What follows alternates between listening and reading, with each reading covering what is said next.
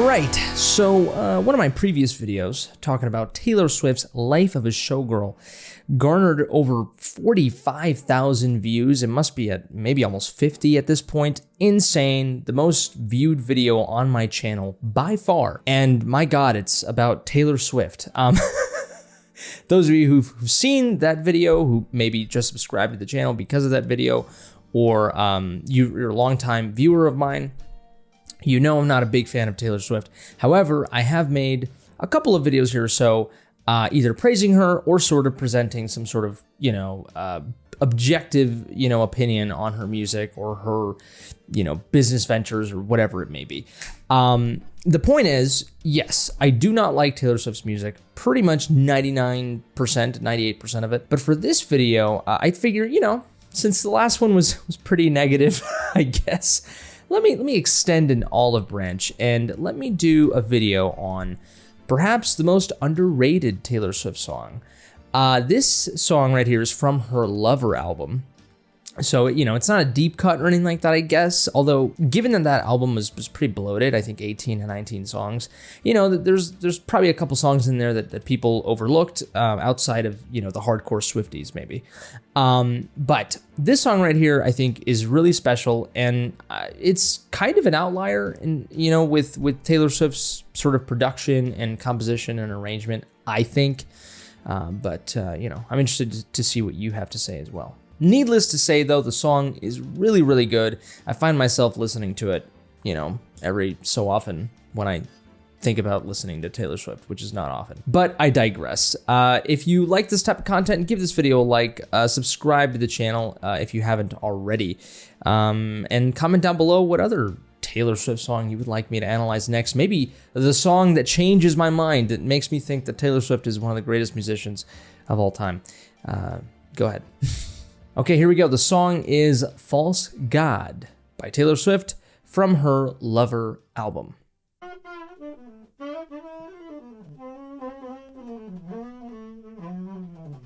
We were crazy to think that this could work. Remember how I said I'd die for you?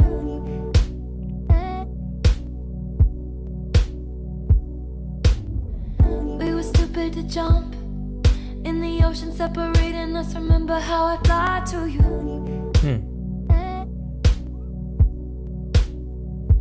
And I can't talk to you when you're like this, staring out the window like I'm not your favorite town. I'm New York City. I still do it for you, babe. They all warned us about times like this. They say the road gets hard and you get lost when you're led by blind faith. But we might just get away with it. Religion's in your lips. Even if it's a false god, we'd still worship. We might just get away with it. The altar is my hips. Even if it's a false god, we'd still worship this Allah. We'd still worship this Allah. We'd still worship this Allah.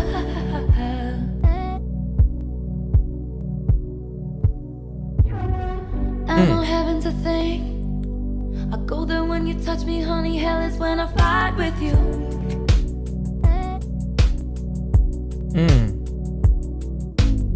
But we can patch it up good. Dude, I'm really feeling this Make song right now. confessions and we're begging for forgiveness. Got the wine for you.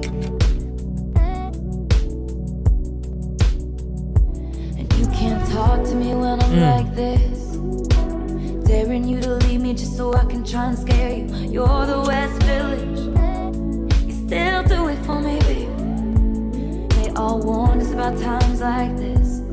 They say the road gets hard and you get lost when you're led by blind faith. Blind faith. But we might just get away with it. Religion's in your lips. Even if it's a false god, and still worship. We might just get away with it. The altar is my hips. Even if it's a false god, we'd still worship this alive. worship this alive. We'd still worship this alive. Oh. Still worship this love. Even if it's a false god. Even if it's a false god. Still worship this love. Yes. Yes.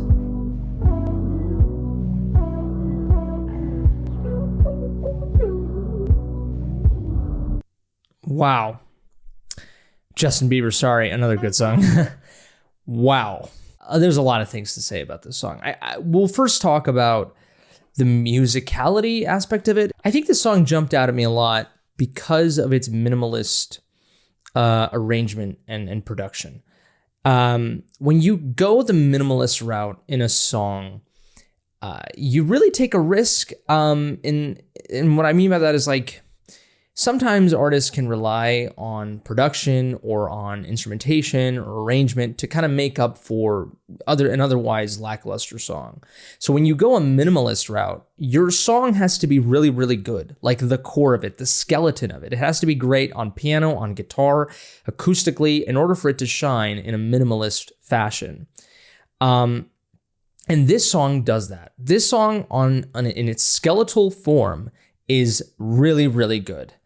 And when you put in the minimalist production, it enhances it like tenfold because the song was already great to begin with. And the minimalist aspect of it is very, very carefully done. I love the sort of mixture of this jazzy aspect to it, along with the electronic, nature of it. You have this beautiful like synth bed below it. It's very, very like, it's lush and it's warm. It's like a giant electronic blanket to the song. And you can hear it kind of just throughout the song. And I can't talk to you when you're like this. Staring out the window like I'm not your favorite town. I'm New York City. It's just right there, just kind of like, it's the base of the song. And it's awesome, right? Still do God. We still worship this alive. Does the song even have a bass? Yeah, it really is the bass of the song, if you really think about it. Yeah. They all warned us about times like it's very Prince-like, when what's that song called? When Doves Cry or some shit like that. One of those. Something Dove, but it's one of his most iconic songs, and it doesn't have a bass. I could very well be wrong. I mean, yeah. We still worship this alive. Like that's the bass, right? But it's not a conventional bass. It's not like you hear, you don't hear that at all. Like it's the synth is the bass of the song, and it's the blanket. And yeah, like that Prince song, it doesn't have a bass. It's a lot of percussion, a lot of strings and stuff like that. The synths speak for themselves.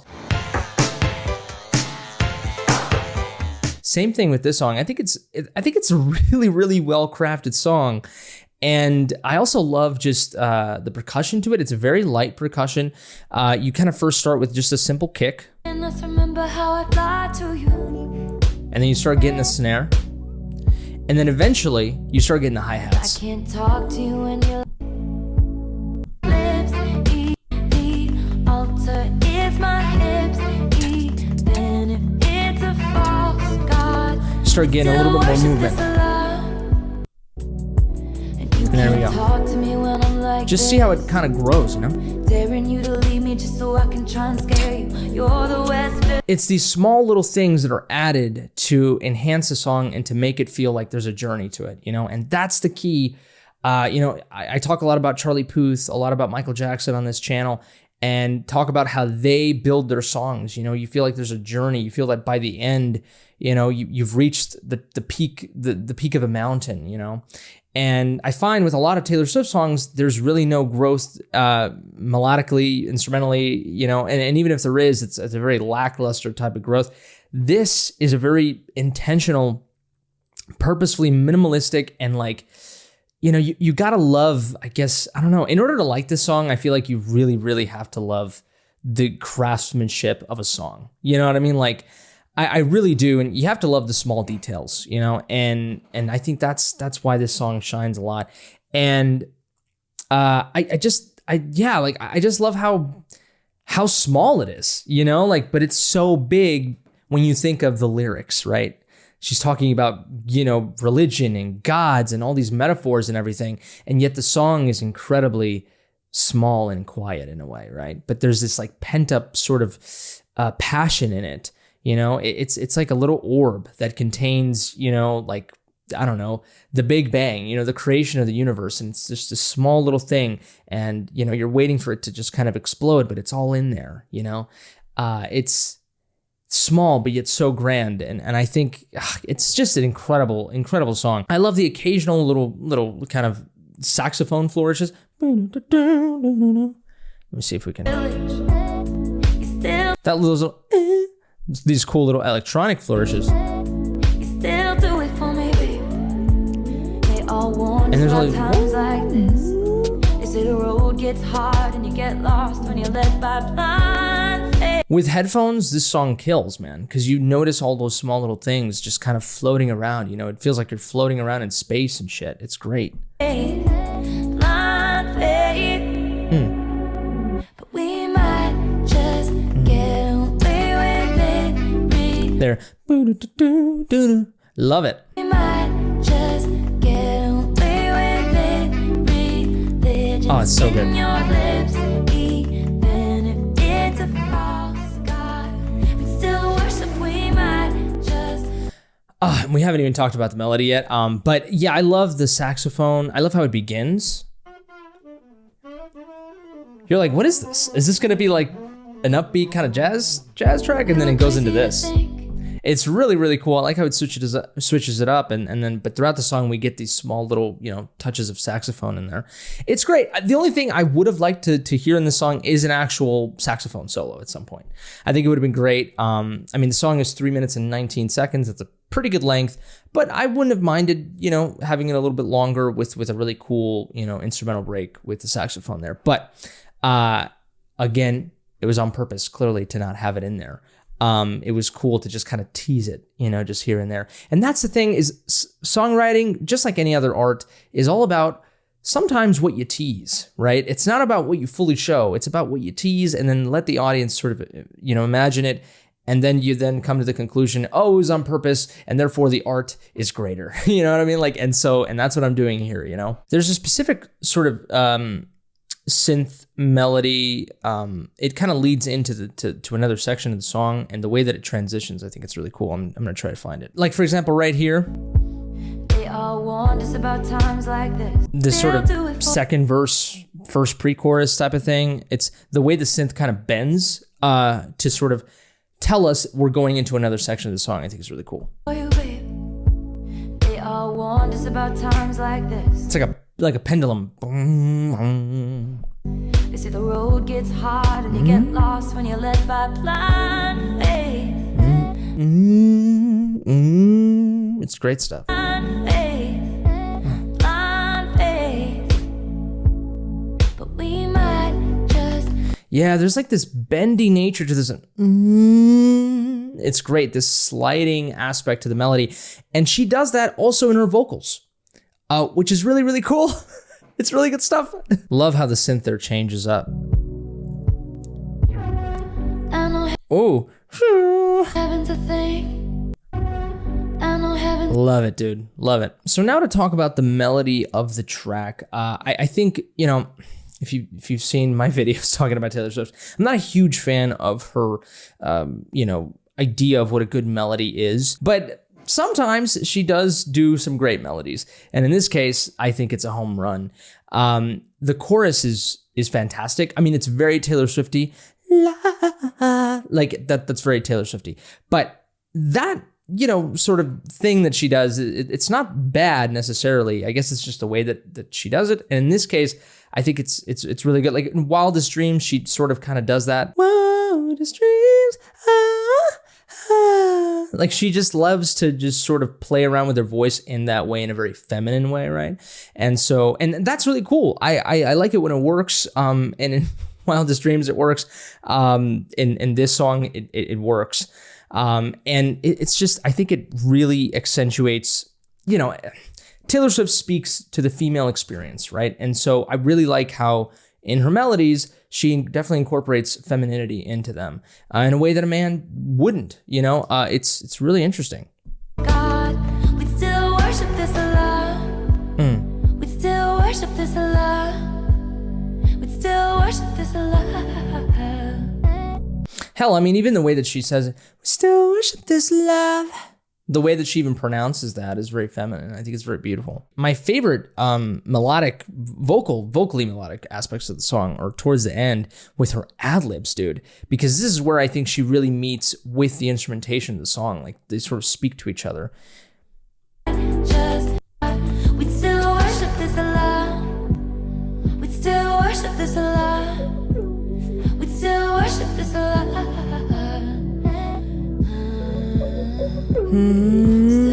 She's sliding there just like the synth has slid in before, as we've heard. Worship this love. Even if it's a false god. Even if it's a false god. Still worship this love. God. She's she has the ability to have a very low register for a woman. She's like kind of an alto, right? And right there she uses it very beautifully. Still worship this love. Love. Oh, that's so good, dude. Oh, so good, man. So good. Love it so much.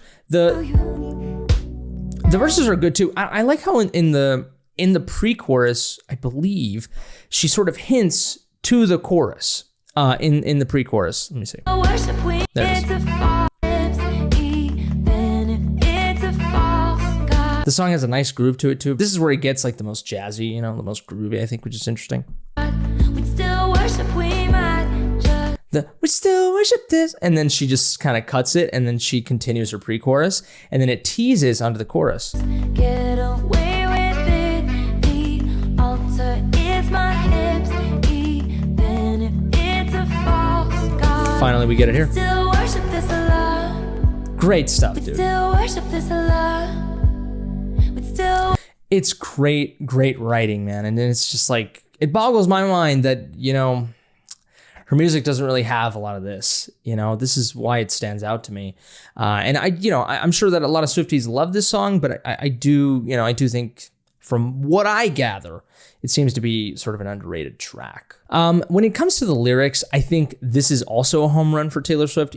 This is where, I don't think a lot of her newer material, I think Folklore and Evermore had some interesting lyrics. I think it's Midnights and the Tortured Poets department and this Life of a Showgirl thing that's sort of in the lyrics department. I think it's kind of just whatever. Lover, though, I think, and hell, that's another old video I made. I talked about Lover a long time ago on this channel. I think the first year I made this channel, I talked about Lover, and I praised the hell out of that song. That's great. So check that out as well. But I'm a sucker for anything religious, anything that has metaphor to religious themes or anything like that, or, kind of viewing love as a god. I'm a sucker for any of that stuff. And she does it here. So in verse 1, she says, "We were crazy to think that this could work. Remember how I said I'd die for you? We were stupid to jump in the ocean separating us. Remember how I'd fly to you." So clearly this is a relationship that didn't work out. I think here Genius says that it's Joe Alwyn. That was her previous boyfriend. And it's, even in this verse right here, we already get sort of religious, themes to it, right? The idea of blind faith, right? The idea of jumping, that's what sort of marriage is, right? Is sort of taking the plunge, taking the risk with somebody, hoping that it works out, right? And that's a relationship in general, just like deciding to be vulnerable and give somebody your love and your heart, open your heart to them, knowing that very well that they can hurt you or that it's not going to end well, like that it could not end well. All those things of fear of things not working out or just jumping, in the face of uncertainty. Here in this case, jumping into the ocean, is all sort of religious and relationship themes, that I think It's pretty cool. Obviously, the religious aspect is, getting married in a church, but also the idea of believing in God, right? Is interesting because, I mean, if you know anything about religion, a little bit of doubt is completely normal and is something that is encouraged. If you don't have any doubt, you're not human. Like if you're 100% certain, then it can actually lead you to a worse path than having a certain amount of humble doubt, if that makes any sense. And so I think that's where sort of the religious themes, at least here in this verse, sort of show up. But pre-chorus here, and I can't talk to you when you're like this, staring out the window like I'm not your favorite town. I'm New York City. I still do it for you, babe. Interesting. So this is where the guy is no longer interested, sort of avoiding her, looking away. She's sort of saying like, you're staring out the window, even though I'm the town. Like the town would be outside of the window, but I'm the town. Like I'm the one that you're supposed to be looking at. You're looking out the window, meaning that you're not interested in me anymore. Or he's looking at another town, perhaps, right? And so she's saying, I'm New York City. I can still do it for you. So that's interesting. They all warned us about times like this. They say the road gets hard and you get lost when you're led by blind faith. Yeah, that's exactly what happens, right? When you jump into something, with hopes that it's going to work out and you almost have no evidence of that. Or you just, you're just doing it because your heart tells you so, like it sometimes can lead you into a very bad path. That's relationships, man. That happens with jobs, that happens with anything, with risks, So I think that's interesting, but we might just get away with it. Religion's in your lips, even if it's a false god. We'd still worship. We might just get away with it. The altar is my hips, even if it's a false god. This is great stuff, dude. Religion's in your lips. I don't know, just that line alone. I mean, it's not the most sophisticated thing in the world, but the pairing of religion and lips, I think, is just really interesting. That's really cool.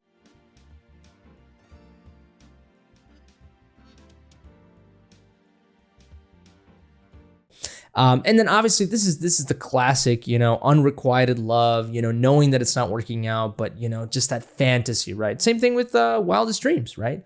Where it's like, I know you're not into me. I know that this is you're bad for me, but I still have this fantasy that I want it to work out and it's awesome, and that's what this is. Everybody does this. Every single person in the world has done this. This is where I understand, where Taylor Swift's writing is universal, right? This is the experience of not just females. This is the experience of men as well, and this is as universal as you could possibly get.